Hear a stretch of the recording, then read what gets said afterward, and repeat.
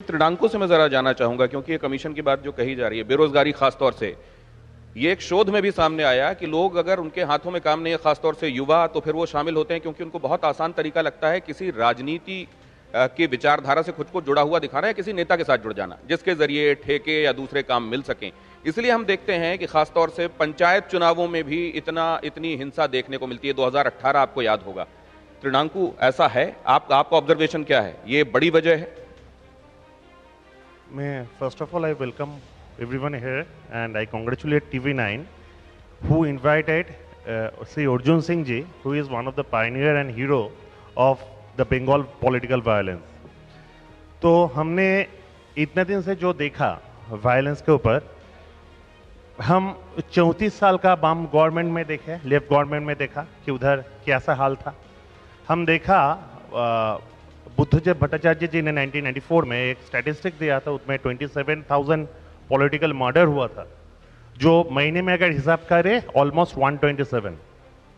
और आज जब ममता बनर्जी 2011 में बंगाल में आए, उसका स्लोगन था बदला नहीं बदल चाहिए। तो उसके बाद जितना भी पॉलिटिकल वायलेंस हुआ, तृणमूल कांग्रेस की तरफ से नहीं हुआ इसलिए कि ममता बनर्जी रविंद्र संगीत सुनाया, मगर उसके बाद जब फिलहाल जो वायलेंस हम देख रहे हैं उसका मेन जो है वो बीजेपी है, क्योंकि बीजेपी के लोग जहां भी इलेक्शन में कॉम्पीट किया है, अब देखेंगे कि दंगा के ऊपर बहुत भरोसा किया है। जहां दंगा हुआ है वहां बीजेपी का फायदा हुआ है। और आज के दिन जहां में उसका कोई पॉलिटिकल एजेंडा नहीं है, जहां उसका कोई आगामी तो बंगाल कैसे चलेगा ऐसा कुछ बात और लोग नहीं बोलता।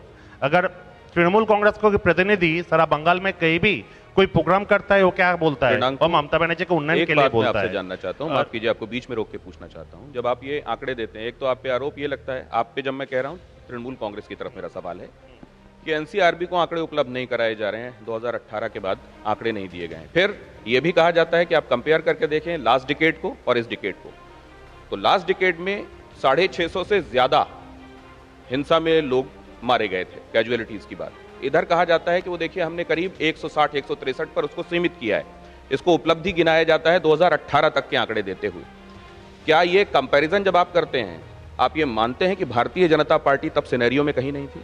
आपको इसके बारे में और एक भी चीज आपको बोलता हूं, जो एनसीआरबी में एक स्टैटिस्टिक्स दिया है, वो बंगाल को पूरे भारत में नारी के लिए सबसे सुरक्षित बोला है। और ये जो बीजेपी पार्टी है वो अभी एक बहुत खराब पॉलिटिक्स में निकला है।